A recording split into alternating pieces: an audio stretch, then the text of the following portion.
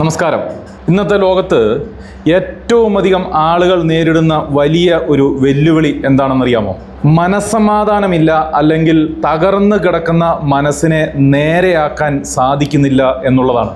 അതുമല്ലെങ്കിൽ പ്രശ്നങ്ങളിൽ നിന്നും പ്രതിസന്ധികളിൽ നിന്നും കരകയറാൻ അറിയാതെ ആ പ്രശ്നങ്ങളുടെ ചുഴിയിൽപ്പെട്ട് ചുറ്റിത്തിരിഞ്ഞുകൊണ്ടേയിരിക്കുകയായിരിക്കും. ജീവിതത്തിൽ പ്രശ്നങ്ങളും പ്രതിസന്ധികളും വെല്ലുവിളികളും ഒക്കെ സ്വാഭാവികമാണെന്നും അതൊന്നും നമ്മുടെ നിയന്ത്രണത്തിൽ മാത്രമുള്ളതല്ല എന്നും, എന്നാൽ അത്തരം പ്രതിസന്ധികളെ കൈകാര്യം ചെയ്യാനുള്ള വൈദഗ്ധ്യം നേടിയെടുക്കുക മാത്രമാണ് ഒരേ ഒരു പോംവഴി എന്നും നാം നേരത്തെ പഠിച്ചിട്ടുള്ളതാണ്. എന്നാൽ നമ്മളുടെ മനസ്സിന്റെ സ്വസ്ഥത നശിപ്പിക്കാൻ പല ആളുകളും പല പ്രശ്നങ്ങളും പല സാഹചര്യങ്ങളും ഉണ്ടായിക്കൊണ്ടേയിരിക്കും. നമ്മളൊന്ന് വെറുതെ പുറത്തിറങ്ങി കുറച്ച് സമയമൊക്കെ മറ്റുള്ളവരുമായി ഇടപെട്ട് തിരിച്ച് വരുമ്പോഴേക്കും തന്നെ നമ്മളുടെ മനസ്സ് ആകെ കലങ്ങിയിട്ടുണ്ടാവും. അതിന് പലതരത്തിലുള്ള കാരണങ്ങളും ഉണ്ടാവുകയും ചെയ്യും. അതിപ്പോൾ ആരെങ്കിലും എന്തെങ്കിലും പറഞ്ഞ് നമ്മളെ ഹർട്ട് ചെയ്തതാവാം, അതുമല്ലെങ്കിൽ നമ്മൾക്ക് ഇഷ്ടപ്പെടാത്ത എന്തെങ്കിലും കാര്യങ്ങൾ നമ്മളുടെ കൺമുമ്പിൽ സംഭവിച്ചതാവാം. അങ്ങനെ പലതും സംഭവിച്ചിട്ടുണ്ടാവും. ഇന്നിപ്പോൾ ഇതിൻ്റെ ഒന്നും തന്നെ ആവശ്യമില്ല കേട്ടോ. ഒരു ഫോണും പിടിച്ച് വീട്ടിലിരുന്നാൽ പോലും നമ്മളെ ഹർട്ട് ചെയ്യുന്ന കാര്യങ്ങൾ കോളുകളായും മെസ്സേജുകളുമായും ഒക്കെ നമ്മളിലേക്ക് എത്തിച്ചേരും. ഇത്തരത്തിൽ നമ്മളുടെയൊക്കെ മനസ്സിനെ അശാന്തമാക്കുവാൻ, ഇളക്കിമറിക്കുവാൻ, അസ്വസ്ഥമാക്കുവാനൊക്കെ ധാരാളം കാരണങ്ങൾ നമ്മളുടെ ചുറ്റും ഉണ്ടായിക്കൊണ്ടേയിരിക്കാം.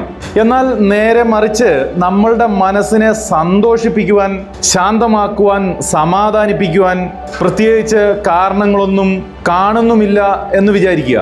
എന്ന് വെച്ചാൽ ആ അവസ്ഥ ഒന്ന് ചിന്തിച്ചു നോക്കിക്കേ. നിങ്ങൾക്ക് സങ്കടപ്പെടാനും തളരുവാനുമുള്ള ധാരാളം സാഹചര്യങ്ങൾ നിങ്ങളുടെ ചുറ്റിലുമുണ്ട്. എന്നാൽ നിങ്ങൾക്ക് സന്തോഷിക്കുവാനോ സമാധാനം ലഭിക്കുവാനോ ശാന്തമാവാനോ ഒരു കാരണവും കാണുന്നുമില്ല എന്നുമിരിക്കട്ടെ. അങ്ങനെയെങ്കിൽ നിങ്ങൾ എന്തു ചെയ്യും?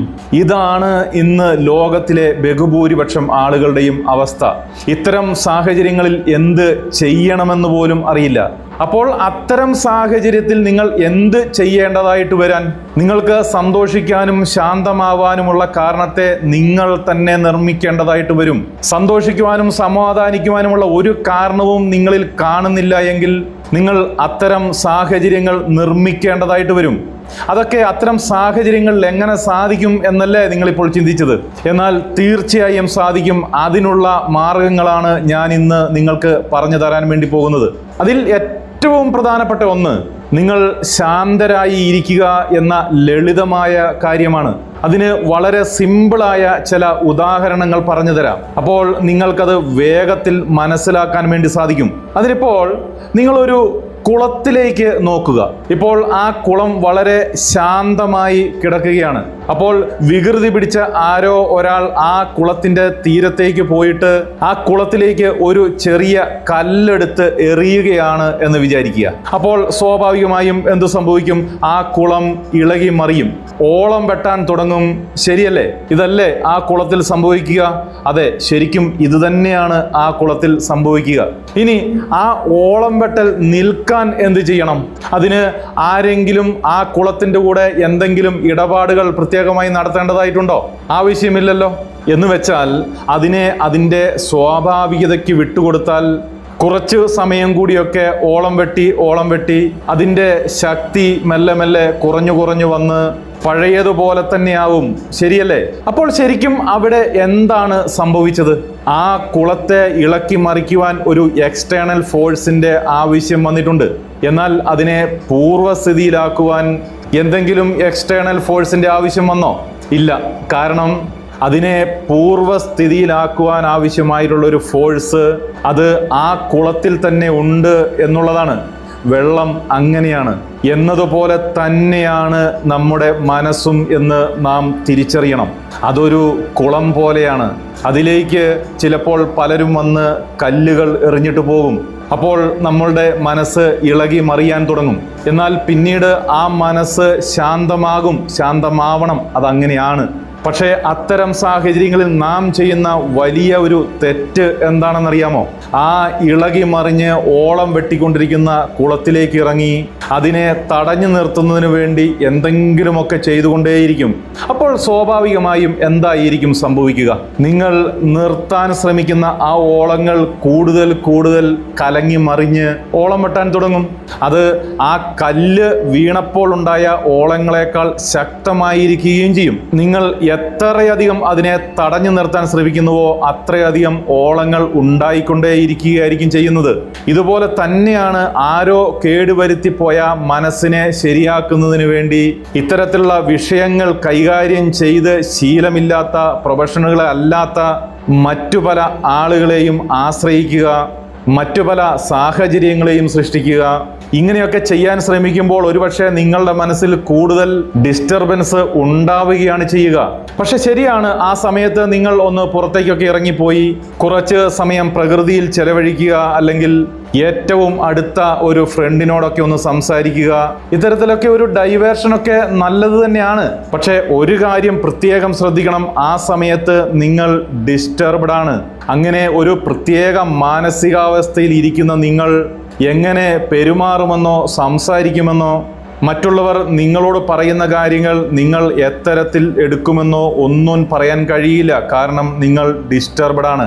അതുകൊണ്ട് നിങ്ങൾ ഡിസ്റ്റർബ്ഡ് ആയിരിക്കുന്ന സമയത്ത്, അല്ലെങ്കിൽ മനസ്സെന്ന കുളത്തിൽ ആരോ കല്ലെടുത്തെറിഞ്ഞ് അതിൽ ഓളം വെട്ടിക്കൊണ്ടിരിക്കുന്ന സമയത്ത് നമ്മൾ ചെയ്യേണ്ടുന്ന ഏറ്റവും പ്രധാനപ്പെട്ട ഒരു കാര്യം, ഒന്നുകിൽ ഇത്തരത്തിലുള്ള കാര്യങ്ങൾ കൈകാര്യം ചെയ്ത് ശീലമുള്ള ഒരു നല്ല പ്രൊഫഷണലിനെ കാണുക എന്നതോ, അല്ലെങ്കിൽ തൽക്കാലത്തേക്ക് മനസ്സിനെ നിശ്ചലമാക്കി വെക്കുക എന്നുള്ളതാണ്. എന്നാൽ ആ ഓളം വെട്ടൽ അവിടെ നടന്നുകൊണ്ടേയിരിക്കും. മാത്രമല്ല ആരോ ഇട്ട ആ കല്ല് അവിടെ കിടക്കുന്നുമുണ്ട്. ആ കല്ല് വളരെ വൈദഗ്ധ്യത്തോടു കൂടി അവിടുന്ന് എടുത്തു മാറ്റാൻ ഒരു പ്രൊഫഷണലിനെ സാധിക്കൂ എന്നത് വേറൊരു കാര്യം. എന്നിരുന്നാലും നിങ്ങൾ ശാന്തത പാലിക്കണം. എന്ന് വെച്ചാൽ ഇത്തരത്തിലുള്ള ഒരു കാര്യം സംഭവിച്ചതിന് ശേഷം ഇത്തരം ഒരു കാര്യം തീരുമാനിക്കുക അത്ര എളുപ്പമൊന്നുമായിരിക്കില്ല. അതിനു പകരം നിങ്ങൾ നോർമൽ ആയിരിക്കുമ്പോൾ, ഇത്തരത്തിലുള്ള സാഹചര്യങ്ങൾ എൻ്റെ ജീവിതത്തിൽ സംഭവിക്കുമ്പോൾ, ഇത്തരത്തിൽ എനിക്ക് ബുദ്ധിമുട്ടുകൾ ഉണ്ടാകുമ്പോൾ ഞാൻ ഈ രീതിയിലേ അതിനെ കൈകാര്യം ചെയ്യൂ, ഇത്തരത്തിലേ ചെയ്യൂ എന്ന് നേരത്തെ തീരുമാനിച്ചുറപ്പിച്ചു വെക്കണം. കാരണം ഇത് നിങ്ങളുടെ ജീവിതം ഡിസ്റ്റർബ്ഡ് ആകുമ്പോൾ ചെയ്യേണ്ടതാണ്. എന്നാൽ ഈ സമയത്ത് ഇതൊന്നും ആലോചിച്ച് തീരുമാനിക്കാൻ പറ്റുന്ന മാനസികാവസ്ഥയിലായിരിക്കില്ല നിങ്ങൾ.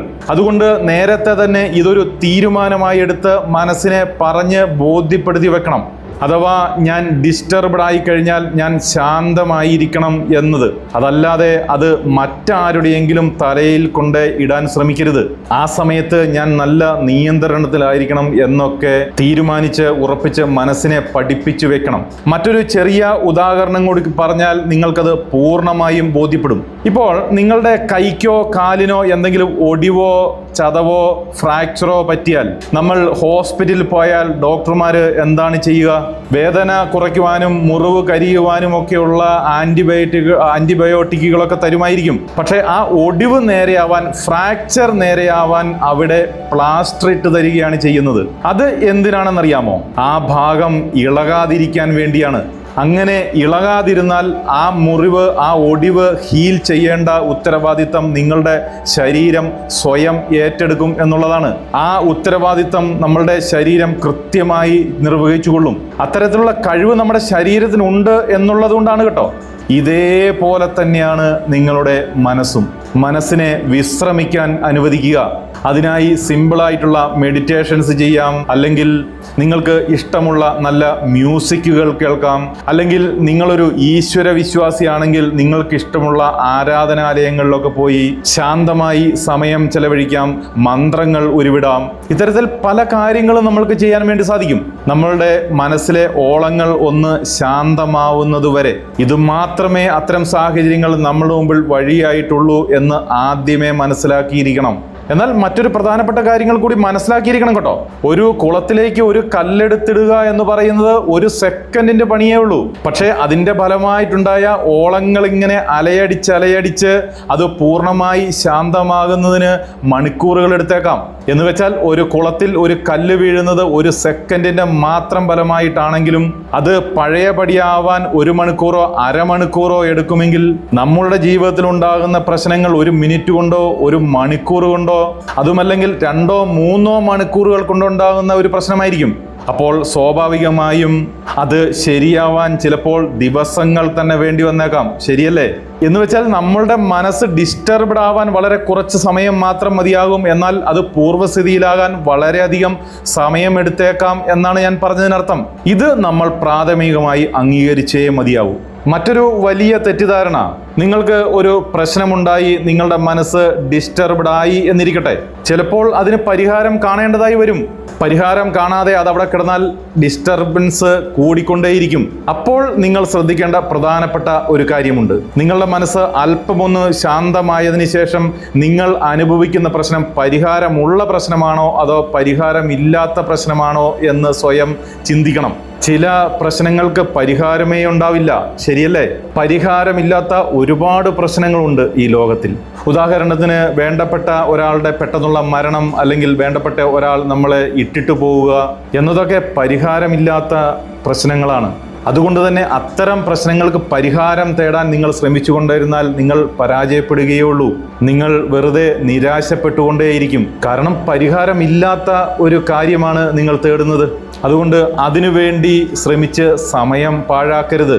മറിച്ച് പരിഹാരമുള്ള പ്രശ്നമാണെങ്കിൽ അത് ഏത് വിധത്തിൽ പരിഹരിക്കാം എന്ന് കണ്ടെത്തണം. അതിന് സ്വയം സാധിക്കുന്നില്ല എങ്കിൽ തീർച്ചയായും ഒരു പ്രൊഫഷണലിൻ്റെ സഹായം തേടേണ്ടതാണ്. ചില പ്രശ്നങ്ങൾ സ്നേഹം കൊണ്ട് പരിഹരിക്കാൻ പറ്റുന്നതായിരിക്കും, ചില പ്രശ്നങ്ങൾ നിയമസഹായം കൊണ്ട് പരിഹരിക്കാൻ പറ്റുന്നതായിരിക്കും, ചില പ്രശ്നങ്ങൾ സാമ്പത്തികമായി പരിഹരിക്കാൻ പറ്റുന്നതായിരിക്കും. അതുകൊണ്ട് പ്രശ്നങ്ങളെ പഠിച്ച് പരിഹാരമുള്ളതാണെങ്കിൽ എങ്ങനെയെങ്കിലും പരിഹരിക്കാൻ സാധിക്കുമോ എന്ന് നോക്കുക, അതിനുള്ള വഴികൾ തേടുക. നേരെ മറിച്ച് ഞാൻ നേരത്തെ പറഞ്ഞതുപോലെ പരിഹാരമില്ലാത്ത പ്രശ്നമാണ് എങ്കിൽ അതിനെ അംഗീകരിക്കുക എന്ന് മാത്രമേ പരിഹാരമുള്ളൂ എന്ന് മനസ്സിലാക്കുക. ആസ് ഇറ്റ് ഈസ് അംഗീകരിക്കുക. അതുപോലെ മറ്റൊരു പ്രധാനപ്പെട്ട കാര്യം കൂടി പറഞ്ഞു തരാം. ഇപ്പോൾ നിങ്ങളുടെ ജീവിതത്തിൽ ഒരു പ്രശ്നമുണ്ടായി, അത് നിങ്ങൾ മൂലമുണ്ടായ ഒരു പ്രശ്നമാണ് എന്ന് കരുതുക. അപ്പോൾ അതിനെ പരിഹരിക്കേണ്ട ഉത്തരവാദിത്വം ആർക്കാണ്? അത് നിങ്ങൾക്ക് മാത്രമാണ്. എന്നാൽ ഇതുപോലെ വേറൊരു സാഹചര്യം, നിങ്ങളുടെ ജീവിതത്തിൽ ഒരു പ്രശ്നമുണ്ടായി, അതിന് കാരണം നിങ്ങളല്ല, മറിച്ച് മറ്റൊരാളാണെന്ന് കരുതുക. അപ്പോഴും അത് പരിഹരിക്കേണ്ട ഉത്തരവാദിത്വവും നിങ്ങൾക്ക് തന്നെയാണ് എന്ന് മനസ്സിലാക്കണം. അതെന്തൊരു ന്യായം എന്നല്ലേ നിങ്ങൾ ഇപ്പോൾ ചിന്തിച്ചത്? എന്നാൽ അതങ്ങനെയാണ്. കാരണം എന്തെന്നറിയാമോ? മറ്റൊരാൾ മൂലമുണ്ടായതാണെങ്കിൽ പോലും ആ പ്രശ്നം നിങ്ങളെയാണ് അത് ബാധിക്കുന്നത് എന്നതുകൊണ്ടാണ്. നിങ്ങളെയാണ് അത് ബാധിക്കേണ്ടതെങ്കിൽ അതും നിങ്ങൾ തന്നെ പരിഹരിക്കേണ്ടതായി വരും. അല്ലാതെ മറ്റൊരാൾ പരിഹരിച്ചുകൊള്ളും എന്ന് വിചാരിച്ച് വെയിറ്റ് ചെയ്യാൻ പാടില്ല. ഉദാഹരണത്തിന്, നിങ്ങളുടെ സ്വന്തം കയ്യിൽ നിന്ന് ഒരു സൂചി താഴെ വീണ് നിങ്ങളുടെ കാലിൽ തറച്ചു നിന്നാലും, മറ്റൊരാളുടെ കയ്യിൽ നിന്ന് ഒരു സൂചി താഴെ വീണ് നിങ്ങളുടെ തന്നെ കാലിൽ തറഞ്ഞു നിന്നാലും നിങ്ങൾ തന്നെയാണ് അത് ഊരിയെടുത്ത് കളയേണ്ടത്. കാരണം നിങ്ങൾക്കാണ് വേദന അനുഭവപ്പെടുക. മറ്റൊരാൾ വന്ന് ആ സൂചി ഊരുന്നത് വരെ കാത്തിരുന്ന് അത്രയും സമയം നിങ്ങൾ ആ വേദന തിന്നേണ്ട കാര്യമില്ലല്ലോ. അതുകൊണ്ട് നിങ്ങൾക്കുണ്ടാകുന്ന വിഷയങ്ങൾ നിങ്ങൾക്ക് തന്നെ പരിഹരിക്കാൻ സാധിക്കുന്നതാണെങ്കിൽ അത് ചെയ്യുക എന്നത് മാത്രമേ ഉള്ളൂ. ഇതിലുമൊക്കെ പ്രധാനപ്പെട്ട ഒരു കാര്യം ഞാൻ ആദ്യമേ പറഞ്ഞു തന്നെയാണ്, സമയം അനുവദിച്ച് നൽകുക എന്നുള്ളത്. ഒരു പ്രശ്നമുണ്ടായാൽ അതിനുമേൽ പുതിയ പുതിയ പ്രശ്നങ്ങൾ ഉണ്ടാക്കാൻ പോവാതിരിക്കുക. ആ പ്രശ്നത്തിനെ വീണ്ടും വീണ്ടും ഇളക്കി മറിക്കുന്ന രീതിയിൽ ഒന്നും ചെയ്യാതിരിക്കുക. പുതിയ പുതിയ ആളുകളോട് അതിനെപ്പറ്റി വിശദീകരിക്കാൻ പോകാതിരിക്കുക. മറിച്ച് അതിനു വേണ്ട മാർഗം പറഞ്ഞു തരാൻ സാധിക്കുന്ന ഒരു പ്രൊഫഷണലോടാണെങ്കിൽ ഓക്കെ, അല്ലാത്ത ആളുകളോട് പറഞ്ഞു നടക്കാതിരിക്കുക. ഞാൻ അങ്ങനെ പറയാൻ കാരണം മറ്റൊന്നുമല്ല, നിങ്ങൾ അങ്ങനെ ചെയ്യുമ്പോൾ, നിങ്ങൾ ഓരോരുത്തരോടും ഇത് ഓരോ തവണയും പറയുമ്പോൾ നിങ്ങൾ ആ പ്രശ്നം വീണ്ടും വീണ്ടും വിഷ്വലൈസ് ചെയ്യുകയാണ്. അപ്പോൾ അത്തരം സാഹചര്യങ്ങൾ വീണ്ടും വീണ്ടും സംഭവിക്കാനേ ഉപകരിക്കൂ. ഇത് ഞാൻ പല ക്ലാസ്സിലും പറഞ്ഞിട്ടുള്ള ഒരു കാര്യവുമാണ് കേട്ടോ.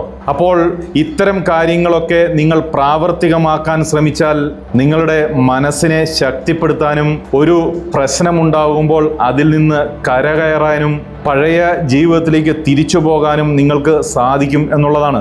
ഇത്തരത്തിൽ ഏതെങ്കിലും ഒരു സാഹചര്യത്തിൽ നിങ്ങൾക്ക് എൻ്റെ സേവനം ആവശ്യമുണ്ടെങ്കിൽ ഇതിൽ കൊടുത്തിട്ടുള്ള നമ്പറിൽ ബന്ധപ്പെട്ടാൽ ഓൺലൈനായും ഓഫ്ലൈനായും സെഷൻസ് ബുക്ക് ചെയ്യാവുന്നതാണ്. അപ്പോൾ ഈ വീഡിയോ എല്ലാവർക്കും ഉപകാരപ്പെടട്ടെ എന്ന് ആശംസിക്കുന്നു. മറ്റൊരു വീഡിയോവുമായി വീണ്ടും കാണും വരെ നന്ദി, നമസ്കാരം.